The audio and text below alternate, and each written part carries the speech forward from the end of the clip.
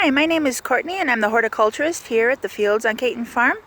Horticulturist is just a fancy word for someone who takes care of trees and plants, and today I'm going to be talking to you about trees.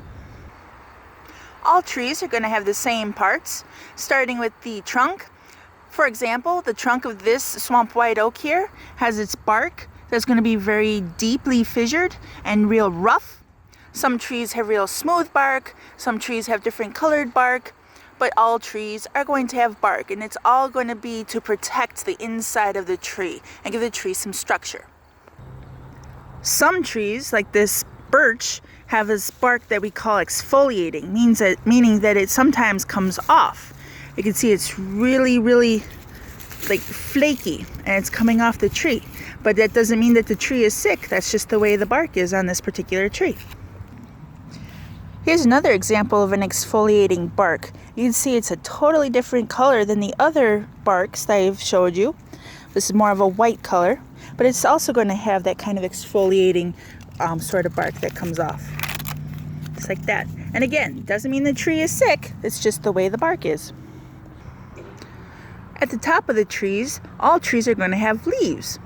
Now this is a beech tree leaf. You see it's kind of small and pointy, kind of triangular shaped, but not all trees have the same kind of leaves. These leaves belong to a tulip poplar or a tulip tree. And you can see they're very different from the other leaves of the beech that I just showed you.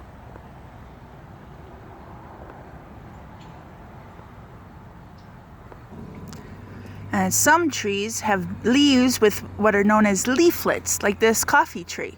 Each one of these leaflets, these smaller leaves, is part of one long leaf that you can see. Also, some trees have seed pods. This particular one is, again, the coffee tree. Some trees have larger seed pods. Some trees have smaller seed pods, like maple trees that have the little helicopters that fly down in the fall. But all trees are going to have some form of seed pods. That's what they use to make new trees. This is an acorn, which is like the seed pod for the swamp white oak. That acorn will someday possibly become a new tree. Regardless of the kind of leaf, leaves for all trees do the same thing. They're very important because they make the food for the tree through a process called photosynthesis. There's a chemical inside the leaves called chlorophyll that takes the sunlight and water and the carbon dioxide that humans and other animals breathe out, and they use those to make sugars for the tree. And that's how the tree survives, because trees don't eat, but they need the sugars to survive. And that's what the leaves do for all trees, regardless of the kind of leaf that the tree has. Maybe you've seen a tree like this before. This particular one is called a Serbian spruce, and it's got leaves too. It doesn't look like your typical leaf, but if you get closer, you can see the leaves of this tree. These are called needles, but they do the same thing that the leaves of the other trees do, make sugar for the tree. In the springtime, some trees, like this pear here, have pretty flowers. This, like I said, this is a pear, and it's going to have pretty white flowers in the springtime. This is a picture of a redbud tree, which is going to have pretty purple flowers in the springtime. Another common flowering tree that we have in the springtime is a magnolia. These have larger either white or purpley pink flowers. They are very beautiful. And then after the flowers come, they all will lose their flowers and then get leaves. Some trees, like this crimson sunset maple, have darker colored leaves throughout the spring and summer. But most trees have green leaves in the spring and summer. But do you notice something happening with this tree? Way at the tippy top, it's starting to change color. And that happens in the fall. And some turn yellow like this one. Some turn red like this autumn blaze maple here. And then some, like the one across the way there, that is a Sienna Glen maple, that turns more of an orange color.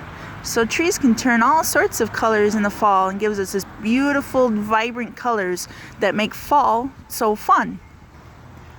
So now you know a little bit about what makes up a tree. But why are trees so important? Why should anybody want to protect and save our trees? Well, trees are very important into the environment because they take out all the carbon dioxide that people and other animals breathe out, and they change it to oxygen, which we need to breathe in.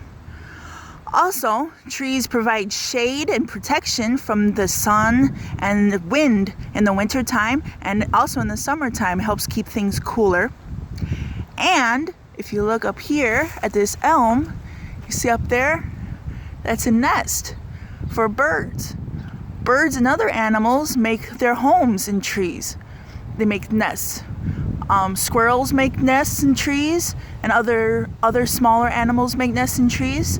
So they're important to them too, so they can have their babies and keep things going. Here's another nest in one of the beech trees. Another bird made their home here. So I hope you've enjoyed my little video here and enjoyed learning something about trees and how and why they are important to the environment. Trees are very special to me, and I've enjoyed teaching you a little bit about them. Thank you, and I hope you all have a good day.